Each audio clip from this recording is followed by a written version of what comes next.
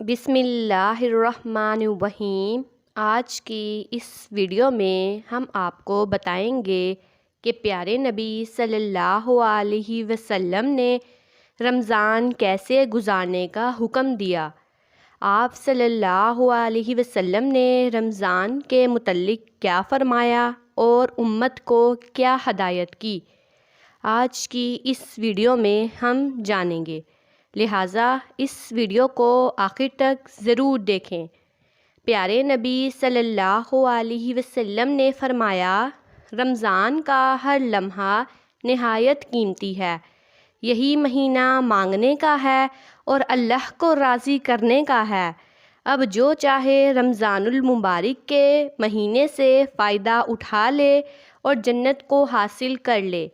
رمضان المبارک کا مہینہ قریب آتا تو پیارے نبی صلی اللہ علیہ وسلم اس ماہ مبارک کے استقبال کی تیاریاں شروع فرما دیتے اور اس میں عبادت و بندگی کے لیے کمر بستہ ہو جاتے اور صحابہ کرام کو بھی اس کی تلقین فرماتے۔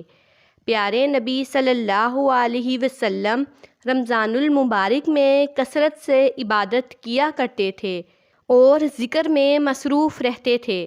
حضرت انس بن مالک رضی اللہ تعالی عنہ سے مروی ہے، انہوں نے فرمایا، جب رجب کا مہینہ شروع ہوتا تو حضور اکرم صلی اللہ علیہ وسلم یہ دعا فرماتے کہ اے اللہ ہمارے لیے رجب اور شعبان بابرکت بنا دے اور ہمیں رمضان نصیب فرما۔ جب پیارے نبی صلی اللہ علیہ وسلم رمضان المبارک کا چاند دیکھتے تو فرماتے، یہ چاند خیر و برکت کا ہے، میں اس ذات پر ایمان رکھتا ہوں جس نے تجھے پیدا کیا۔ جب رمضان المبارک کا مہینہ آتا تو حضور صلی اللہ علیہ وسلم صحابہ کرام سے دریافت کرتے، تم کس کا استقبال کر رہے ہو اور تمہارا کون استقبال کر رہا ہے؟ یہ الفاظ آپ صلی اللہ علیہ وسلم نے 3 مرتبہ ارشاد فرمائے۔ اس پر حضرت عمر فاروق رضی اللہ تعالی عنہ نے عرض کیا، یا رسول اللہ صلی اللہ علیہ وسلم، کیا کوئی وحی اترنے والی ہے یا کسی دشمن سے جنگ ہونے والی ہے؟ تو حضور صلی اللہ علیہ وسلم نے فرمایا، نہیں، ایسی کوئی بات نہیں ہے۔ پھر آپ صلی اللہ علیہ وسلم نے فرمایا، تم رمضان کا استقبال کر رہے ہو جس کی پہلی رات تمام اہل قبلہ کو معاف کر دیا جاتا ہے۔ پیارے نبی صلی اللہ علیہ وسلم شعبان سے روزے رکھنا شروع کر دیا کرتے تھے اور رمضان کا استقبال کیا کرتے تھے۔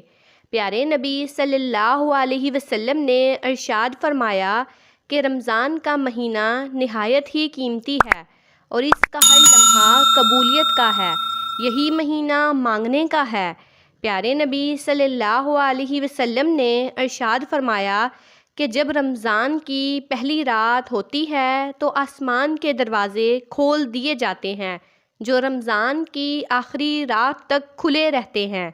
پیارے نبی صلی اللہ علیہ وسلم نے اپنی حیات زندگی میں 9 رمضان گزارے ہیں۔ 10ویں رمضان کے شروع ہونے سے پہلے آپ اس دنیا سے پردہ فرما گئے تھے۔ رمضان المبارک کا مہینہ نہایت ہی بابرکت مہینہ ہے۔ رمضان میں سحری کرنے کا بھی ثواب ملتا ہے اور افطار کرنے میں بھی ثواب ملتا ہے۔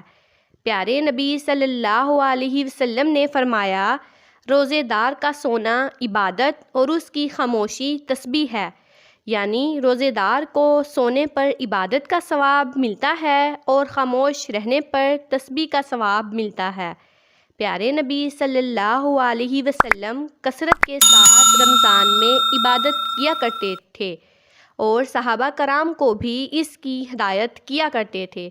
پیارے نبی صلی اللہ علیہ وسلم نے ارشاد فرمایا، حضرت ابراہیم علیہ السلام پر صحیفے، حضرت موسیٰ علیہ السلام پر توریت اور حضرت داؤد علیہ السلام پر زبور، حضرت عیسیٰ علیہ السلام پر انجیل اور پیارے نبی صلی اللہ علیہ وسلم پر قرآن مجید بھی اسی مبارک مہینے میں نازل ہوا۔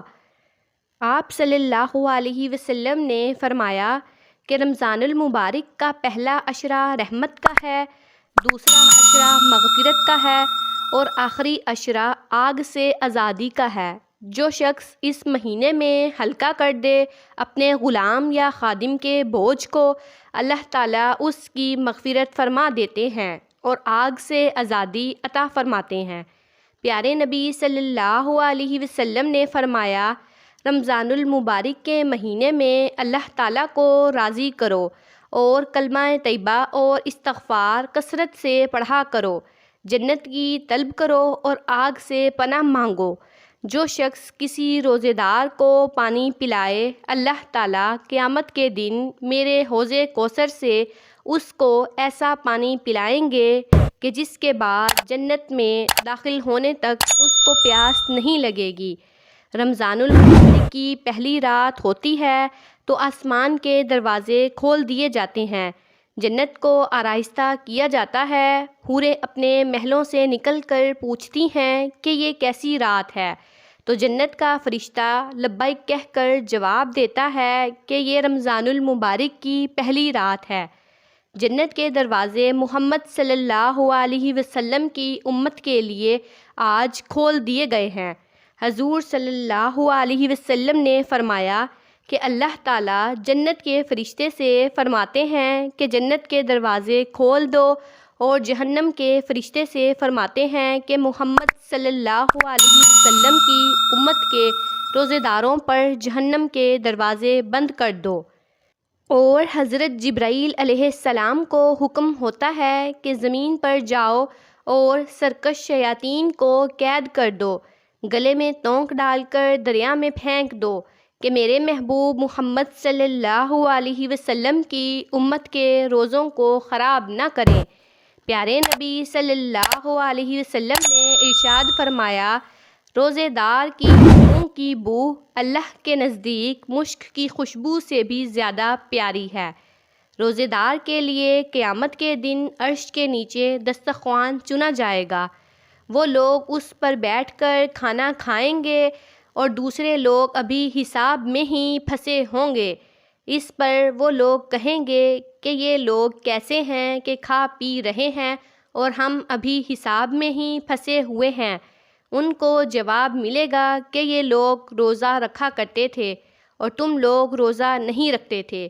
پیارے نبی صلی اللہ علیہ وسلم نے فرمایا، خوش نصیب ہے وہ شخص جو رمضان کی برکتیں حاصل کر لے، اور بد نصیب ہے وہ شخص جو رمضان کے مہینے میں بھی اللہ کی رحمت سے محروم رہ جائے۔ اس ویڈیو کو زیادہ سے زیادہ اپنے مسلمان بہن بھائیوں کے ساتھ شیئر کریں تاکہ انہیں بھی رمضان کی اہمیت معلوم ہو اور وہ بھی اس کی برکتیں حاصل کر سکیں۔ اگر ویڈیو اچھی لگی ہو تو چینل کو سبسکرائب کریں اور ویڈیو کو لائک اور شیئر ضرور کریں۔ جزاک اللہ۔